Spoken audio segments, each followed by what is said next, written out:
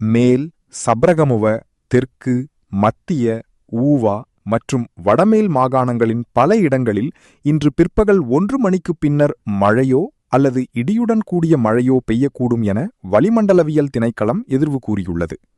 அதேபோல் மேல் மற்றும் தெற்கு மாகாணங்களிலும் புத்தளம் மாவட்டத்தின் கடலோரப் பகுதிகளிலும் காலை வேளையில் சிறிதளவு மழை பெய்ய வாய்ப்புள்ளதாக அந்த திணைக்களம் தெரிவித்துள்ளது. சப்ரகமுவ மாகாணத்திலும் காலி, மாத்தறை, கண்டி மற்றும் நுவரெலியா மாவட்டங்களின் சில இடங்களிலும் 50 மில்லிமீட்டருக்கும் அதிகமான பலத்த மழை பெய்யக்கூடும். தீவின் ஏனைய பகுதிகளில் பிரதானமாக வறண்ட வானிலையே நிலவும் என எதிர்பார்க்கப்படுகிறது.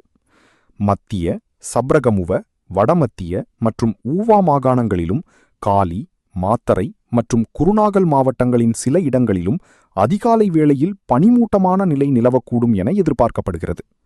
இடியுடன் கூடிய மழை பெய்யும் வேளைகளில் அப்பிரதேசங்களில் தற்காலிகமாக வீசக்கூடிய பலத்த காற்று மற்றும் மின்னல் தாக்கங்களினால் ஏற்படக்கூடிய பாதிப்புகளை குறைத்துக் கொள்ள தேவையான முன்னெச்சரிக்கை நடவடிக்கைகளை எடுத்துக் கொள்ளுமாறு பொதுமக்கள் அறிவுறுத்தப்படுகின்றார்கள்.